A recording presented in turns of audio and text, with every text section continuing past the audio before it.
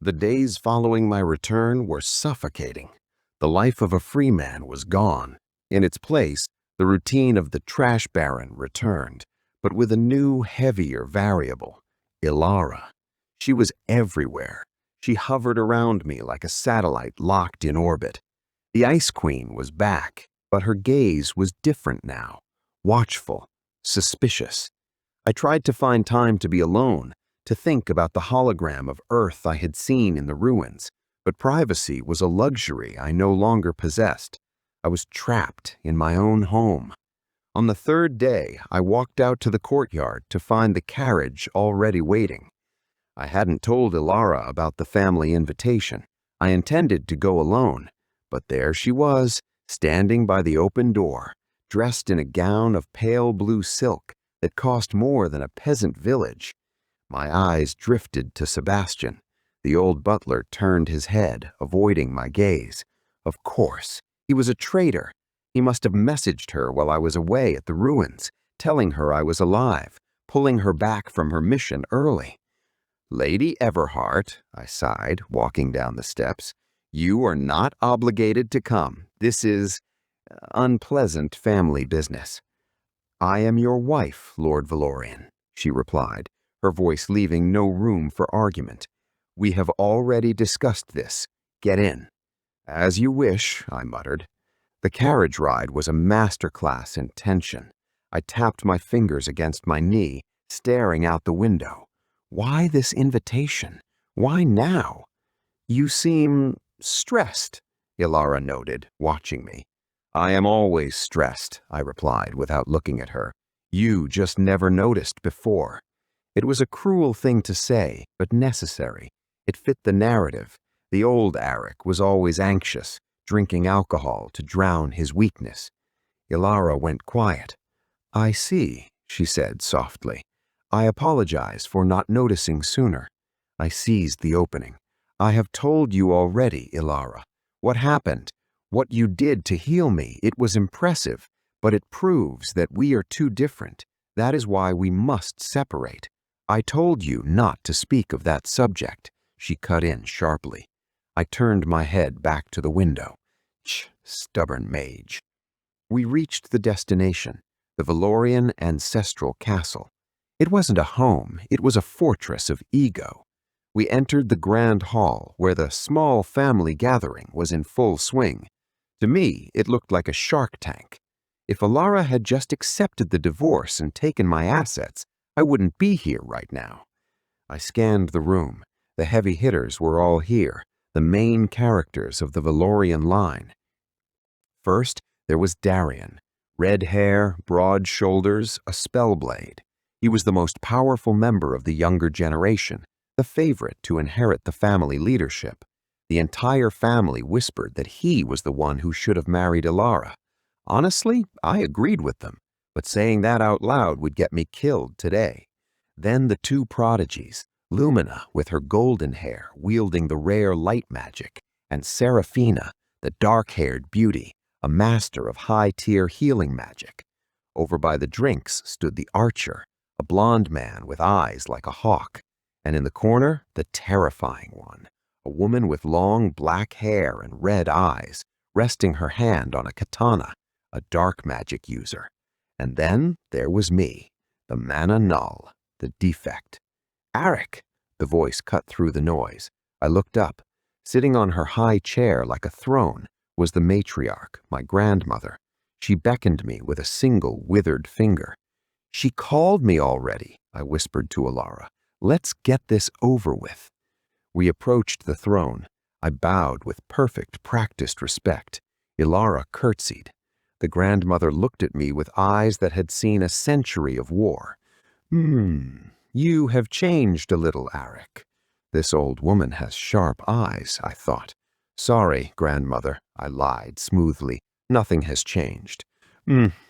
"Tell me, Aric, can you defeat more than one goblin at a time yet?" The insult was casual, public. "I am afraid," I said, keeping my head lowered, "that even a single goblin gives me trouble these days." Ilara glanced at me, her brow furrowing. Grandmother nodded. "I see. Yes, you see, I thought bitterly. You and grandfather arranged this marriage. This failure is your design. Grandmother turned her attention to my wife. Her expression softened instantly. Ilara, you become more beautiful every time I see you, my child. Thank you, grandmother, Ilara replied politely.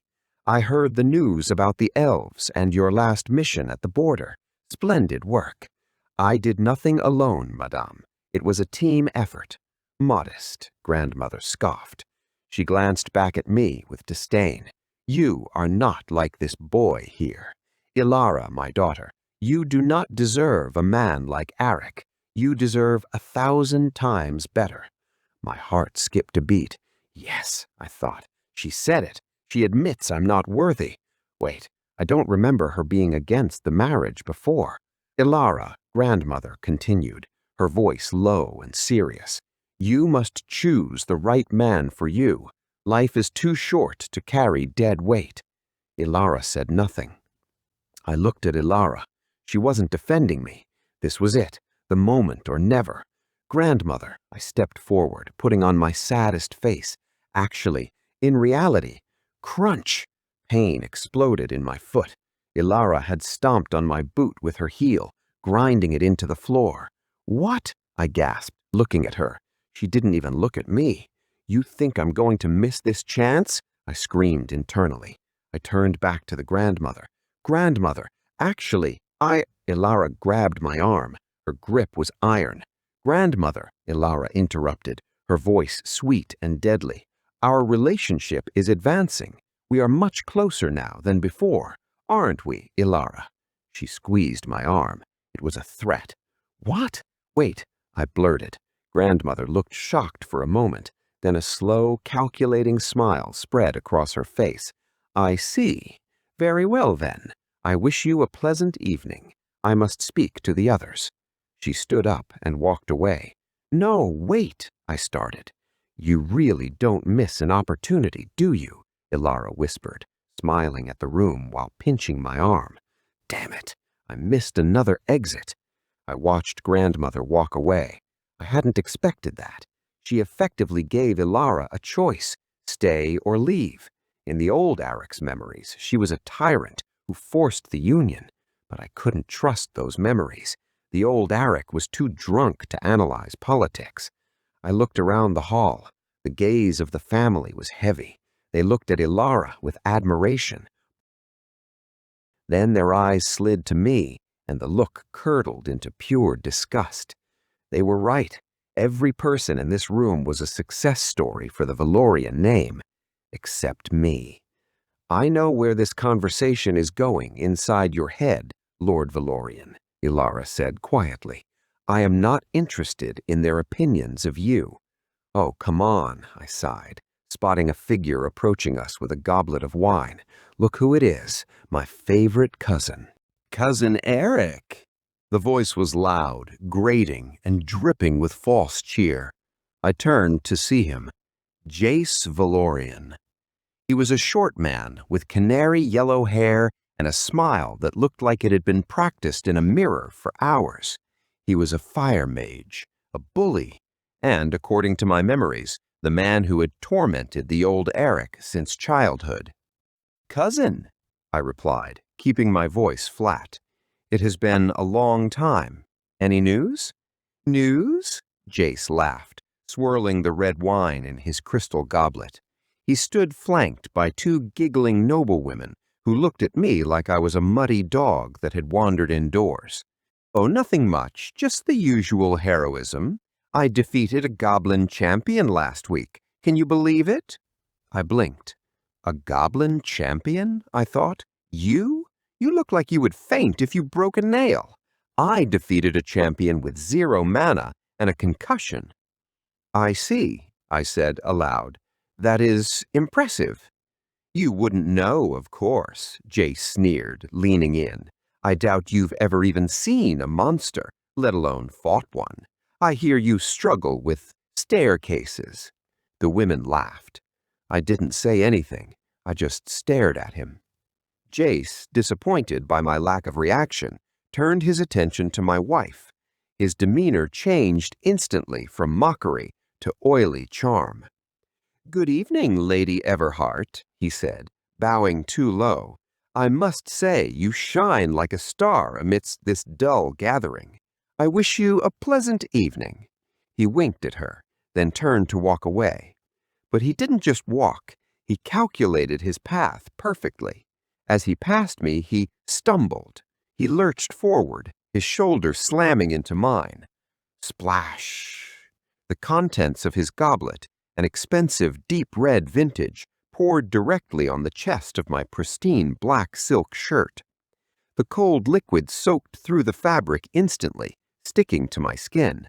But it wasn't the cold that bothered me. It was the smell. The sharp, fermented scent of wine filled my nose. In my previous life on Earth, I hated alcohol. It dulled the mind. It made logic fuzzy. But for the body I currently inhabited, this smell was a trigger. The old Aric had drowned himself in this poison. The scent brought back phantom memories of hangovers, vomiting, and crying on the floor. "Oops," Jace exclaimed, steadying himself. He looked at the stain on my chest and grinned. "My apologies, cousin. Clumsy of me." He leaned in close, whispering so only I could hear. "But I think you're happy, aren't you? It's your favorite vintage. Maybe you can suck it out of the fabric later." He patted my shoulder mockingly. "Good evening." He walked away, laughing, the two women clinging to his arms. I stood there, frozen. My heart rate didn't spike from fear. It spiked from pure, cold rage. Not because of the insult. I had handled worse insults from the prince, but because he had used my past weakness as a weapon. He wanted to remind Ilara that she was married to a drunkard. "Wine," I whispered, looking down at the stain. "It's just fermented grape juice." Ilara stepped closer, her face concerned. She raised her hand, mana gathering at her fingertips. "Aric, hold still. I can clean it with a spell." "No," I said. I ignored her. I turned my head, my eyes locked onto a serving table nearby. There, sitting on a silver tray, was a large glass pitcher filled with bright yellow-orange juice. I walked toward it. "Aric?" Ilara called. "What are you doing?" I didn't answer. I picked up the pitcher. It was heavy, cold, and full of pulp. I turned and walked through the crowd. I moved with purpose. The nobles parted, sensing the change in the atmosphere. Jace was standing 10 meters away, with his back to me. He was holding the hand of one of the girls, leaning in to kiss her knuckles, no doubt bragging about his imaginary victories. I arrived behind him. I didn't hesitate. I didn't say a word. I tilted the pitcher. Splash! 2 liters of sticky, icy orange juice cascaded over Jace's hair, ruined his expensive velvet coat, and dripped down into his boots. The music stopped. The chatter died instantly. Jace froze. He slowly turned around, orange pulp sliding down his nose. He looked like a drowned rat. "Ah," I said, my voice echoing in the silent hall. "My apologies. I didn't see you there, but you must be happy. You like orange juice, don't you? It's good for the complexion." The crowd gasped. Ilara put her hand over her mouth, eyes wide. "Aric!" Jace screamed, his voice cracking. You trash!" He lost all composure. He didn't cast a spell. He reacted with primal anger. He drew his fist back and swung a punch directly at my face. It was a sloppy punch, emotional, unrefined, but he was a mage. Even without a spell, his body was reinforced with latent mana. A normal human would have his jaw broken, but I am not a normal human anymore. I didn't dodge. I watched his fist come toward me in slow motion. I calculated the trajectory. I raised my left hand. Thud. The sound was heavy, solid, like a hammer hitting a wall. I caught his fist in my palm. Jace blinked. He tried to pull his hand back, but he couldn't. My fingers, reinforced by the Aegis suit hidden beneath my sleeve, clamped around his fist like a vice. "What?" Jace stammered. He tried to pull his hand back, but he couldn't. My fingers, reinforced by the Aegis suit hidden beneath my sleeve, clamped around his fist like a vice. "What?" Jace stammered. He tried to pull his hand back, but he couldn't. My fingers trembled. The same mana that had cleansed Ilara's wounds began to freeze Jace's skin. Jace looked at me. He expected to see the weak, trembling cousin he used to bully. Instead, he saw a man looking at him with absolute boredom. I squeezed, just a little. Jace winced, his knees buckling slightly under the pressure. He said he defeated a goblin champion, I thought, analyzing the strength of his arm. The champion was a mountain of muscle that could shatter stone. This is nothing. This is a child throwing a tantrum. I leaned in close, my face inches from his. "You call yourself a mage?" I whispered. "Your stance is weak, your guard is open, and your punch—" I twisted his wrist, forcing him to take a step back to avoid breaking his arm. "Your punch lacks conviction." We stood there, locked in a stalemate, the trash noble holding the prodigy in place with one hand. For the first time in his life, Cousin Jace looked at me and didn't see a weakness. He saw a wall he couldn't break. And I realized something terrifyingly simple. I didn't need magic to crush these people. I just needed to stop pretending I was weak.